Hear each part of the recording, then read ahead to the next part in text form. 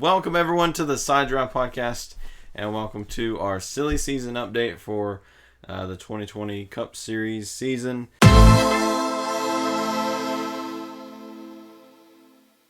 And we had to split them up this year, split the videos up from Trucks, Xfinity, and Cup, because there were just so many different changes.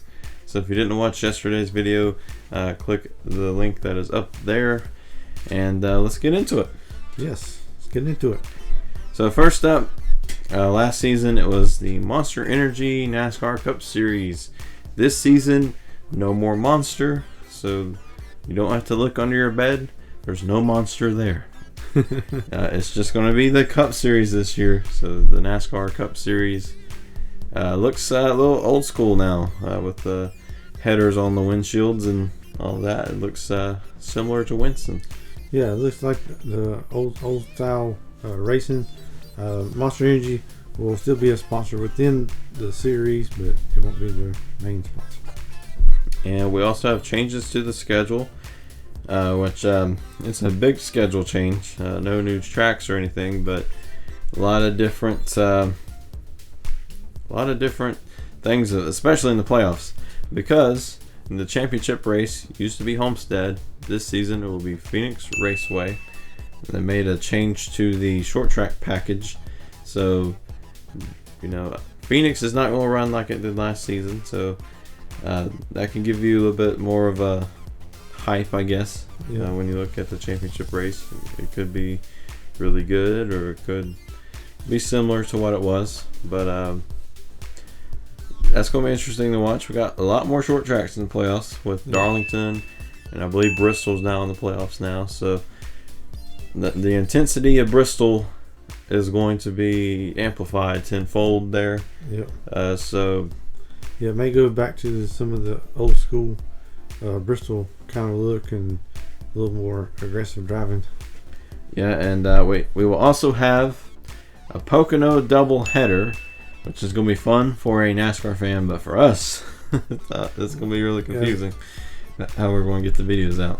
Yeah, it's very crazy going to figure out how they're going to do the practice and all that. You're going to practice the same car, they're going to use the same car. Will one driver win back-to-back races there? That'd be very interesting to see, and it's pretty crazy how they're going to do it this year. Will a driver try to win the Trucks, Xfinity, and both Cup races? Wow, that's I know someone's going to try.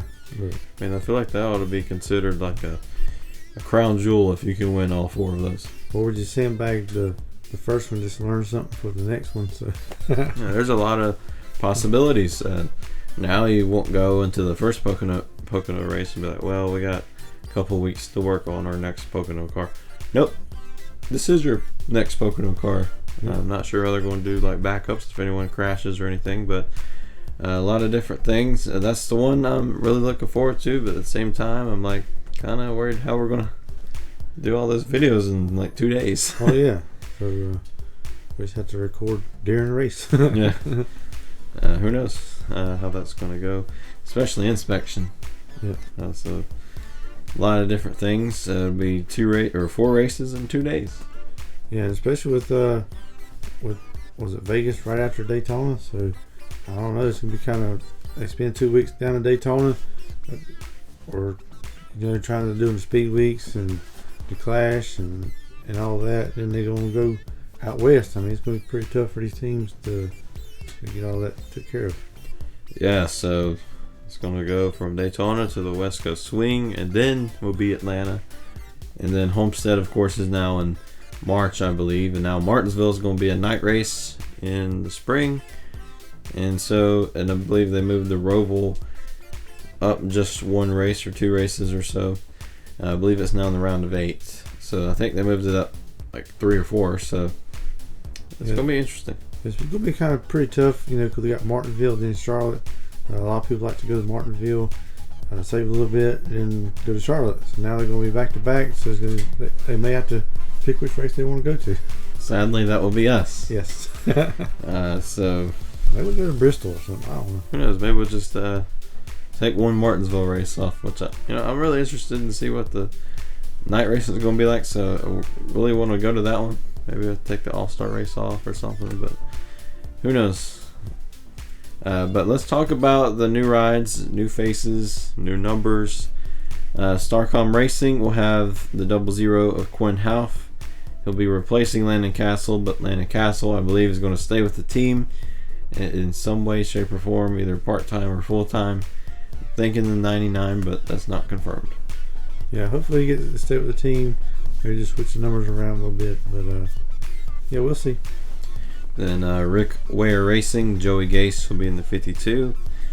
And then Go Fast Racing, no new drivers or anything, but now they'll have a technical alliance with Stuart Haas Racing, which that could range from just getting tips from them to like chassis, engines, and stuff like that. So we could see Corey LaJoie do much better than he has in the past, but that's not saying that he didn't do well last season. He did really well for what that team has been up to. Yeah, he improved a whole lot last year, and now with the new alliance, I mean, I just eager to see how that team does. Yeah, good to see. I believe he got a few top 10s in the speedway races, so I'm looking forward to see what he can do. Mm-hmm. Then Premium Motorsports will have Brennan Poole in the 15. He's going to be a rookie this season, so it's cool to see him back. He was in the trucks part-time last season. He kind of disappeared for a while. Now he's in the Cup Series. Yep. Then Front Row Motorsports will have John Hunter Nemechek replacing David Reagan, who filled in for Matt Tift. Matt Tift will no longer be with the team because unfortunately he had those medical issues at Martinsville, and they just, unfortunately didn't really clear up. Yeah, it's very unfortunate for him, but hope he gets better. They take care of all the things he needs to take care of. But it's very exciting to see John Hunter Nemechek move over to the Cup and see what he can do. Then for Levine Family Racing, we'll have Christopher Bell. Who tore up the track in Xfinity. Doesn't have a championship to show for the domination. Won like 7, 8, 9, 10 races in Xfinity, like back-to-back seasons. So, but Tyler Reddick stole the championship from him, really, when you look at it. But look forward to see if he can bring Levine Family Racing their first win. Yeah, he's going to be one of the rookies. It's going to be a very tough rookie battle this year. And with the 95 and Joe Gibbs alliance there, I'll be interested to see how he'll do in the 95. He's very talented. He drives hard, and I like to see him do very well. And then, so with that move, putting him in the 95, I took DiBenedetto out. Paul Menard retired last season, and he wanted DiBenedetto in the 21, and he got his wish. They put DiBenedetto in the 21, and now I think this is a good move for him. Yeah, it's very definitely a good move going to a Penske-affiliated team. The Wood brothers, and like we said in our predictions, we believe he's going to get at least 1 or 2 wins this year in that car. So putting a lot of pressure on him. I believe he's going to do very well. Yeah, I do too. I think especially road courses, he's going to really shine there. Yeah, he come close to winning a race last year. It was at Bristol. Yeah. So very interesting to see how he does. He performed very well in that 95 car, and now he's going to 21. I believe he's going to do a whole lot better. JTG Daughtery Racing with Stenhouse in the 47, moving from Roush.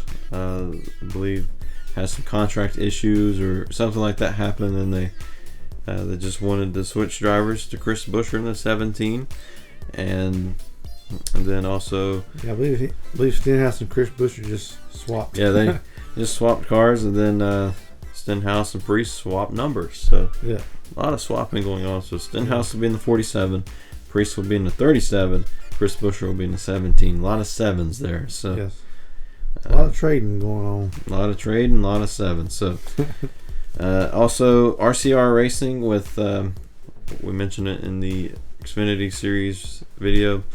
Daniel Hemrick will now be moving back down to Xfinity. after RCR wanted Tyler Reddick in the 8s, which of course Reddick deserves to be in the Cup Series. He won back-to-back championships. Yeah, back-to-back championships. So I believe there was room for all three of them there, Austin Dillon, Hemrick, and Reddick. But for sake of money, I guess they decided to just put Reddick in the 8, move Hemrick out. But Hemrick was able to find a ride at Junior Motorsports. Yep, and Reddick, I believe he may be a little aggressive this year. That's why he drives real aggressive, and I don't know if that played very well sometimes in the Cup Series.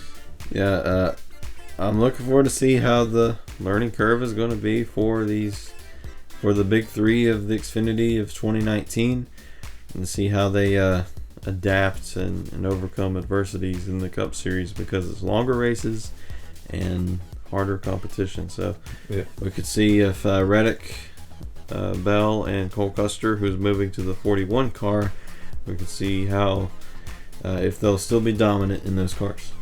Yeah, it's a big rookie class. I mean, the big three just all of a sudden moved to the Cup Series, and we're gonna see how how they pan out and do well, and see who does better.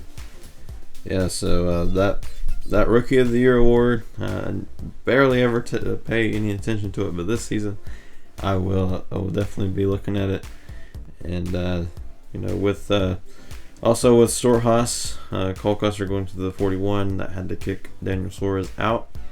He'll be moving to Gaunt Brothers Racing, and so Suarez has had a bumpy start to his Cup Series career.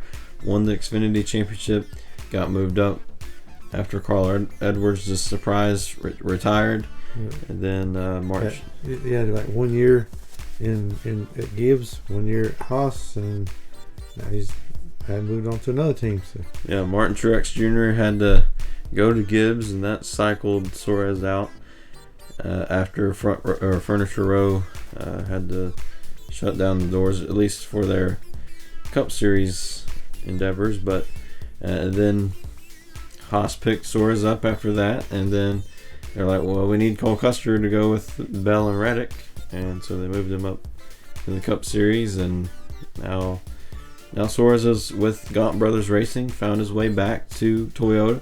Maybe he can cycle back into Gibbs. Maybe so.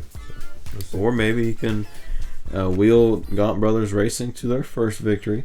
It's possible. And, I believe they may have some JGR backing. So we could see them really improve, which Parker Kligerman did a great job in that car a couple races last season. Yeah, we'll see what Suarez can do there. In our last bit of news, not a change, not a number change, not a new face by any means, but Jimmie Johnson will be retiring after this season. Yeah, I mean, I wish he could have got the 8 championships, but 7 championships is very great. There's only been 2 other drivers who could do that, and now with the competition so tight as it is, in order to get 7 is spectacular.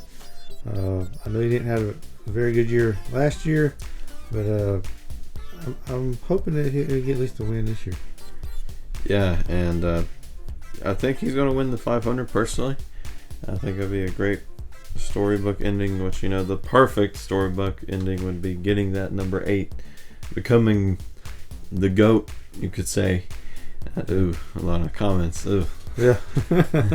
I can just see them now. But yeah, especially with Chevrolet got a new nose this year, where it's not as pointy. That's very crucial in Daytona and Talladega, and because like when they push, they just get the car in front of them upset too bad, and they crash. I believe it may help the Chevrolets this year. Yeah, so it's going to be interesting to see what Jimmie Johnson can do in his final season. Will he get that win? Maybe he'll just get that win and decide he doesn't need to retire. Yeah, maybe he'll run very well this year and decide to take another year. Yeah, pull a Mark Martin on us. Because it's definitely going to feel weird in 2021 with no Jimmie Johnson. Yeah, I know, and it was weird when Jeff Gordon left, and then Dale Jr. left, and then Tony Stewart, and now Jimmie Johnson. It's like, man, it's like all these drivers just been in it for a while and decided to get out, so it's very tough to get used to at times, but they got to make room for new drivers to come. And I know there's no way Jimmie Johnson is watching this, but Jimmie, if somehow you are seeing this, congratulations on a great career and enjoy your last season. Yes. So thanks for watching the Side Drive Podcast. Click all the YouTube buttons so you can see more from us, and we'll see you next time on the Side Drive Podcast.